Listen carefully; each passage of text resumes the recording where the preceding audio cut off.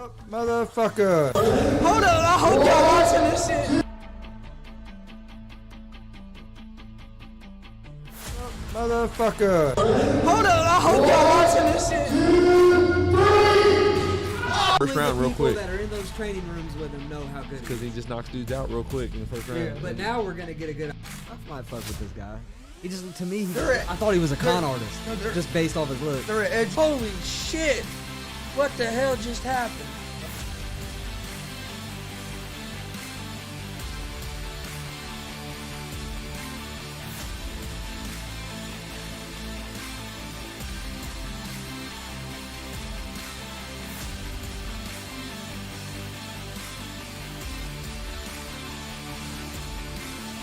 What's up, motherfuckers? Welcome to Easy Money, or no, excuse me. Fuck that all up. Welcome to GSR Gonzo'S Sports Room. Wednesday, December 1st, 2021. Hope you guys are having a good day. If you didn't check our 11 o'clock show out, Easy Money and Sports Betting Show, it's like Monday through Friday, 11 a.m. Eastern, on YouTube, Facebook, and Twitch. If you didn't check that out today, jump over on, you can check it out after this show on YouTube, Facebook. It's on Twitch. And, you can also find both shows, GSR Gonzo Sports Room and Easy Money, a Sports Betting Show, podcast form on Apple Podcast, Anchor Podcast, Google Podcast, Spotify. About anywhere you listen to podcasts, you can find us. Check out our social media. Social media is where we share everything about our show. Twitter, Facebook, Instagram, all at Gonzo Sports Room. We post our daily picks from Easy Money, a sports betting show on there. Any big show announcements, interview announcements, all that stuff goes to social media at Gonzo Sports Room, Facebook, Twitter, Instagram. Don't forget tonight, we got a big show at GWR live show, 6 p.m. tonight. Pro wrestler Christian Cash will be joining us. Should be a great conversation, so join us for that tonight at 6. What else was there? Oh, check out our merch store, streamlabs.com/Gonzalez Sports /merch. You can see some of our t-shirts behind me. There's beanies on there, hats, hoodies, long sleeve tees. Just dropped a new t-shirt, a new GWR shirt. Go check it out. It's actually our first shirt that has a design on the front and the back. On the front, it has a new GWR design. It's pretty similar to this one, just changed a little bit. And then on the back has the Indiana outline of the state of Indiana. And it says the voice of Indiana Independent Wrestling. So go check those out. Get yourself some GWR gear. We'd greatly appreciate it. There's also a donation page at that same link. If you'd like to donate to the show to help the show grow, we'd appreciate that as well. But all right, we got some things going on. Major League Baseball. I know it's not baseball season, it's football season right now, but there's some big news going on in Major League Baseball right now, so we'll talk about it for a couple minutes. Tonight, or at midnight, the collective bargaining agreement expires, so it looks pretty imminent that that Major League Baseball is going to be going on a lockout. There's not even really been many reports that they've even been in talks to get close to a deal. Seems like both sides, the players and the owners, are both still pretty far away from getting a deal. They're both, looks like neither one of them are willing to budge yet. So it looks like Major League Baseball is going to go on a lockout tonight. How long will the lockout last? How long is it going to affect the season, or how will it affect the upcoming season? Is what I have questions for. Is it going to shorten the season? Are we going to stay on lockout long enough where instead of starting spring training in March like we usually do, or April, or no March, is it going to start later in the year and then are they going to shorten the season?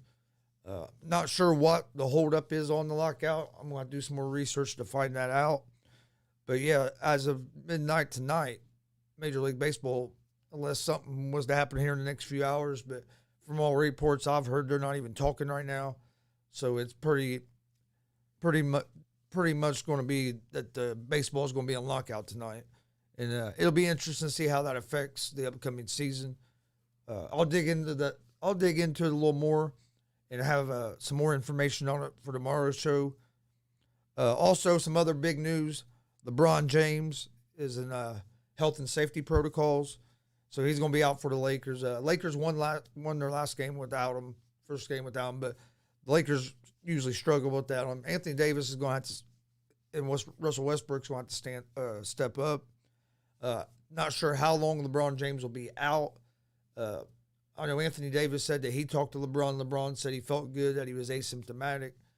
But I'm not sure what the exact NBA rules are on how long he'd have to stay out. I would say probably at least 10 days. So he's probably going to miss a few games. But then how long after that are they going to wait to bring him back in, because he's going to have to get back in game shape? I mean, it don't take long to get out of game shape. It's hard to get in game shape, but it's easy to get out of game shape. I mean, you have 10 days where you have COVID and you can't work out, and you're just, I mean, all you can really do is sit around, lay around. Not a whole lot you can do. When you first come back, you're going to feel that because you lost some of your conditioning. I mean, it's hard. It's a lot harder to get in good condition than it is to lose it. So it's going to be interesting how LeBron comes back from this. Are they going to ease him back in, or are they just going to go full force with them? I mean, if you come in and you start playing them 40 minutes right off the bat after sitting out for COVID, is it going to pop a hamstring, or you know what I mean? Is it going to cause another injury? That's something you have to worry about as well, especially for an older player that's going to be sitting out. Are you going to have to ease him back in more because of that?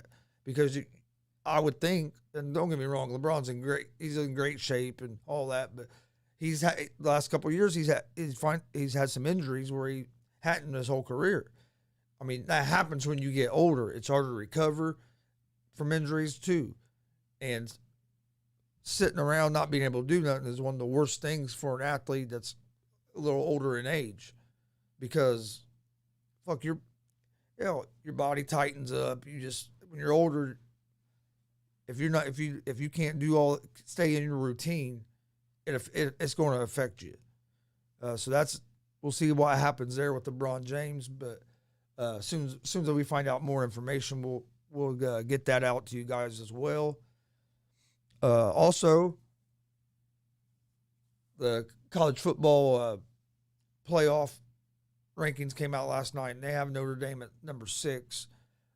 Even though Brian Kelly left to go to LSU, I guess they won't hold that against them much. I guess they said it could factor in, but I don't see Notre Dame getting in anyway. Even if Notre Dame wins their next game, they have no conference championship game. If Cincinnati beats Houston, there's no way you can put right now Cincinnati's at 4. If Cincinnati beats Houston, there's no way, even if Notre Dame wins, that you can jump Notre Dame over Cincinnati. It'd be fucking bullshit if they do that. If Alabama loses, I still think Alabama probably going to get in, unless they get blown out. If they get blown out, I don't think they'll be in. But say they lose a real close game, like on a last second field goal or something, to the team that everybody thinks is the best team in the country, I don't see them dropping out of the top 4. Now, if they get blown out, lose by 10, 15 points, then I see it maybe. But right now, I don't see Alabama dropping out. The only way I see Alabama dropping out of that top 4 is if they get blown out. But if it's a competitive game, I don't see them dropping out of the top 4. I mean, say they lose on the last second field goal. How can you penalize them that much by dropping them out when you consider Georgia the best overall team there is, and you barely lose? If you barely lose to them, I don't see how you leapfrog a Notre Dame or one of these other teams into it. You can maybe move Cincinnati up to 3 and Alabama to 4, but I don't think. I could see Alabama even with 2 losses getting in if it's a close game, I know people aren't going to like it if they have 2 losses and they get in, but I mean, that's how it's going. That's how it's going to work because, for one, Alabama's a big name. And it's going to make everybody more money if Alabama's in there, other than one of these other teams that are right at 5 or 6. I mean, that's just plain and simple facts. It's all about everything. All these sports is all about money. And you know the NCAA and all the TV networks, they want Alabama in that top 4 because they draw a big audience. So even if Alabama loses, if they don't get blown out, I don't see the top 4 changing. Only thing that might change is they might move Cincinnati up to 3 and move Alabama back to 4. And that would set up a rematch between Alabama and Georgia. I could see maybe that happening, but I don't see Alabama dropping out of the top 4. I think the top 4 is going to stay how they are as long as they win their games. Now, if Michigan goes out there and loses to Iowa, then they're definitely going to be dropping. Cincinnati has to beat Houston. I mean, Houston ain't no slouch. I mean, a lot of people are, and even me saying, "Oh, these 4 will probably stay the same." Well, we better slow down a little bit because Iowa can beat Michigan. Iowa don't have a great offense, but they have a good defense and an opportunistic defense that can cause a lot of turnovers. They get a lot of turnovers, and that's how Iowa wins games. I can see a game where Iowa beats Michigan. Now, if that happens, yeah, Michigan's probably going to drop. But then what happens if Cincinnati loses to Houston, which could happen? I think Cincinnati's going to beat them, but Houston's not a bad team at all. Houston's capable. I mean, they're a capable team. They're a real capable opponent. Cincinnati don't go in there focused and ready to play. They could get beat. So I mean, there's all kinds of things that could happen where people could maybe get in that aren't in. But if Cincinnati wins and Alabama wins, Michigan wins, it's all going to stay. They're all going to be the top 4. Now, if Alabama's to lose a close game, I still think they're going to be in the top 4. I think, if all the other teams win, who are you going to leapfrog in front of? Notre Dame that don't have a top 25 win. So I mean, I just don't know who they would leapfrog in front of them that would make a whole lot of sense. All right, let's move over to the NFL for a few. Let's talk some NFL football.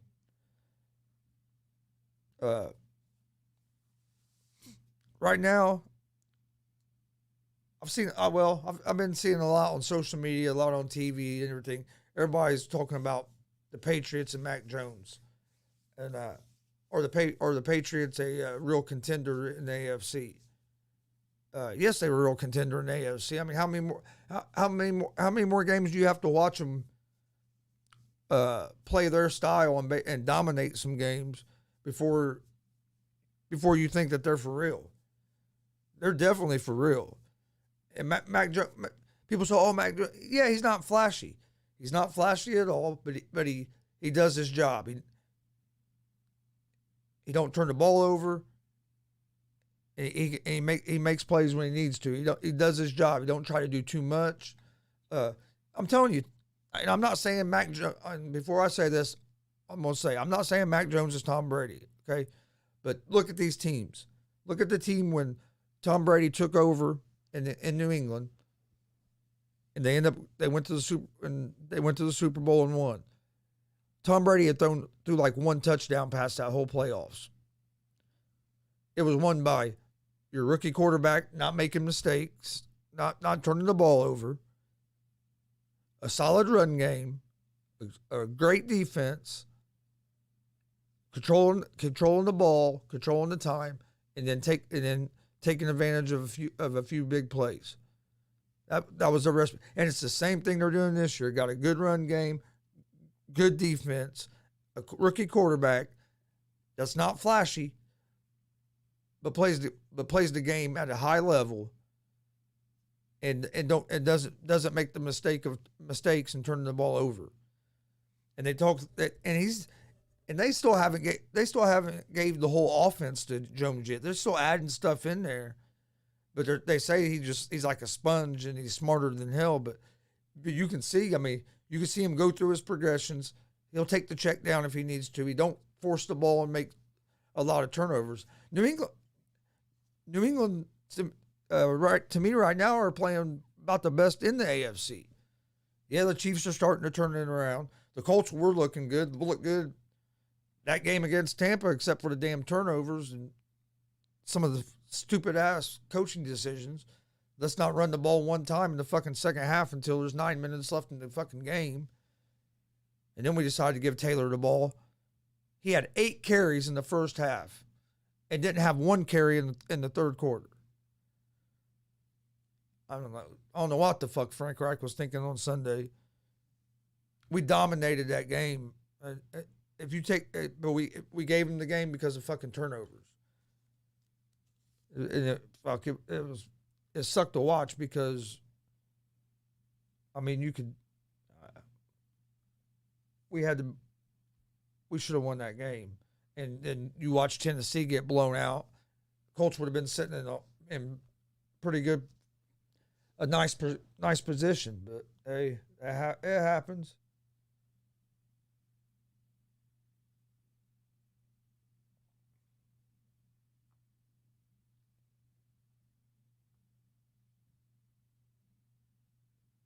Ooh, see, there's people, and when I say people that that are in the know, okay, and or do a lot of the sports gambling and or deal with the NFL a lot. And I mean, know what's going on most of the time, and they're saying that they expect the committee's Final Four for college football playoff is going to be Georgia at 1, Alabama at 2 with the win. Michigan at 3 with the win, and Oklahoma State at 4 with the win. He has at 5, he would have Alabama if they lose a very close game, and at 6, Cincinnati with the win. Notre Dame is at 8th. So there's still people that think that even if Cincinnati wins, that they're not going to get in the top 4, even though they're 4th right now. Huh. I mean, it could happen. I think it'd be kind of bullshit to me if Cincinnati goes undefeated and you put somebody ahead of them. I don't understand it. I mean, but they're gonna say strength of schedule and that stuff, which I understand to an extent. But these other schools are never going to ever or be able to compete until you give them a shot in there. Give them a shot, see what they do. But then that's going to help if recruits see a team like Cincinnati getting to the college playoffs, the top 4 playoffs. Recruits are going to aren't going to hesitate as much to go to a Cincinnati or to a school, to a little bit of to a school like that's not in the Power 5 conference, because they'll know, oh, we still have a chance to make it. Right now, everybody feels like they don't have a chance. But once you get that first team from a non-Power 5 conference to break through into the top 4, it'll change that, and I think it'll even change recruiting some, because some of these recruits won't hesitate. Cincinnati could go in there and win a game. Is that what they're scared of? Are they scared? Is that what they're scared of? I wonder if that's why they don't want to put a non-Power 5 team in the top 4. They're afraid Cincinnati's going to go in there and win the whole damn thing? And then it'll just prove that their rating system is pretty much bullshit? Or, I mean, why are they so hesitant? And why do so many people still think, even though they got them at 4 now, but in the final one, even with the win, they're going to be 5 or 6? Is it because the NCAA is scared that Cincinnati might win? To me, that'd be, if Cincinnati was to get in and somehow win, that'd be great for college football. A smaller, a school outside the Power 5 one. That's going to help that's going to help all these other schools that aren't in that Power 5 recruiting wise, because they're going to think they have a chance. We have a chance to get to the playoffs. We have a chance to win. Look what Cincinnati done. So if they don't make it, that's pretty.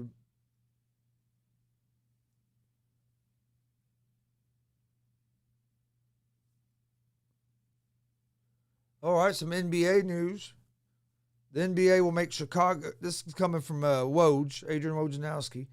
ESPN sources: the NBA will make Chicago and Miami forfeit their next available second-round draft pick over findings in probe into early contact in summer free agency. Probe was centered on Lonzo Ball and Kyle Lowry signing trades.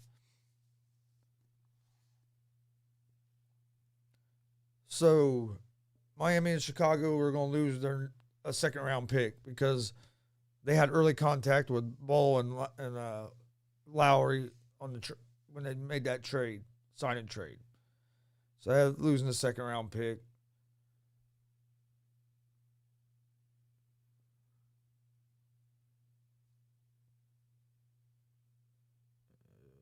Let's see what else. There's a couple other things. See if there's a couple other things. Kind of just checking to see any any other breaking news that came out or anything. Don't look like there's been any other big news. Colts played the Texans this week. It's going to be a good week of football, and you got, especially college football, you got some big games this week with the conference championships. I mean, you got Cincinnati and Houston's going to be a good game. Michigan and Iowa's a big game. You've had, college football has been on fire this week. They've had all kinds of, they've been in the headlines all week because you had Lincoln Riley move from Oklahoma to USC. Surprised the hell out of me. The number one recruit that was going to go to Oklahoma, he's already transferred over to USC, quarterback. And then you have Brian Kelly leave Notre Dame. You've never had, people don't leave Notre Dame usually on their own. You leave Notre Dame because they get rid of you. He's been there for 15 years or something. He leaves. He's going to LSU. I think he's going to LSU because he thinks he has a better chance of winning the national championship. That's what he's wanting to do. He's already proved he's a hell of a coach, and I think he's right. You go to LSU, it's going to help you recruiting wise. I think he'll have. You give him a couple seasons, I think he'll have LSU back up there in the top, right around the top 4 in the country. I think Kelly's a hell of a coach. It surprised the hell out of me they left Notre Dame. I'm not a Notre Dame fan. I'm a big IU fan and everything. IU football sucked this year. IU basketball lost the game in double overtime last night. We should have won. But I was just surprised because, Notre Dame there's a lot of history. It's one of the most historic programs in college football. It's one of the top coaching jobs in college football. And you just don't see guys just walk away like that to go to another for a different opportunity. Usually like being the coach of Notre Dame is at the top of a lot of coaches' lists.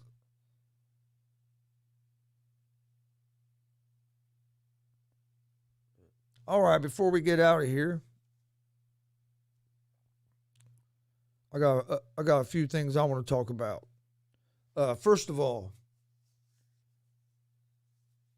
this Sunday we will be live at 8 p.m. Eastern with a live watch along for NXT War Games. Got a couple guests already lined up that are going to be in here. Working on maybe a couple more. So make sure you join us for that Sunday night. Should be a great time. I'll be putting out a graphic about that here in a little while. But yeah, Sunday we'll be live. We'll probably be live around 7:45, 8-ish. Pay-per-view, the War Games start at 8. Like I said, got a couple guests already lined up that are going to be here. Working on maybe a couple more. So come join us for that. That's this Sunday. We also are probably going to be doing a live watch along on Saturday for the UFC. I will let you guys know more information about that as well this evening. I got to get with the guys and make sure that they're available. But then next Saturday, let's go pack the house in Fortville at WTF Wrestling Theology Fellowship Blizzard Brawl. Going to be a great show. We're going to be there. Come join us. We want to see a packed house. Want to meet a lot of new people. So come see us there in Fortville this on the 11th. Bell time's 5:00. Tickets are $15. We'd love to see you guys. Come to the show. Come up, tell us hi, talk to us. Let's have some fun watching some wrestling. And then on the 12th, the next day on Sunday, let's go pack the house in Bloomington for MPG wrestling. They have their Christmas Clash. Going to be a good show featuring James Storm. Also GWR, GSR. We're going to be there with live coverage. So you can also check out our coverage of it on YouTube and Twitch. We'll be live probably about, I'd say, I'll get the information out there right when we will be live. The show starts at 5, so we'll be live, I would say, around 4:45, 4:30. But I'll let you know more information about that. Then the next weekend, Saturday, December 18th, we're going to be in Lafayette, Indiana for BMFX season meetings. It's going to be a great card. Come join. We're going to be there. We'll have live coverage, doing live commentary, blow by blow. Have live coverage of the event. Check on YouTube and Twitch. Dex Royal's going to be there. The highlight reel. JKO Joey Owens. Dex Royal. There's Vinny Vichetti. There's going to be a lot of people there. Great card. Come join us for that. Jordan James is going to be there as well. Come join us for that. Let's pack the house there. Like I said, if you can't make it to Lafayette, check out our live coverage on YouTube and Twitch.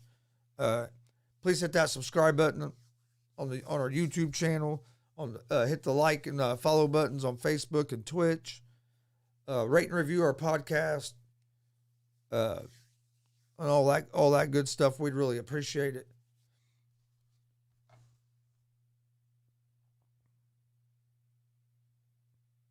All right. Let's change this real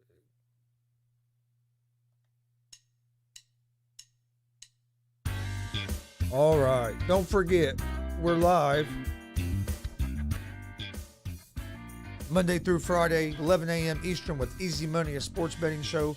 We're giving out winners, so come join us. Actually, before we get out of here, I'll give you guys the picks I gave out today on Easy Money.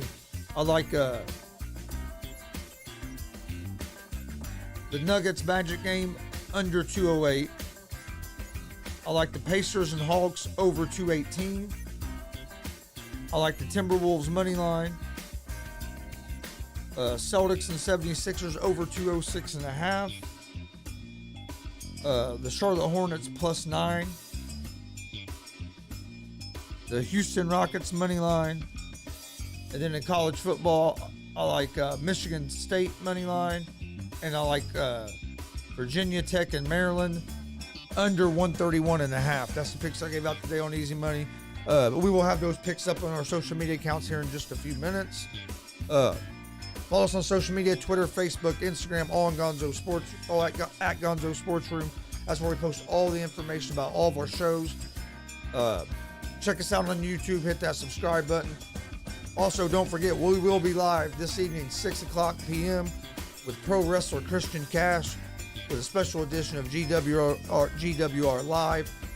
Come join us for it. It's going to be a great conversation. Don't miss it. We will see you guys hopefully at 6 o'clock tonight for that. If not, we will see you Thursday morning, 11 a.m. Eastern with Easy Money, a sports betting show, YouTube, Facebook, and Twitch. Hope everybody's having a great week. Be safe. We'll see you this evening. Peace.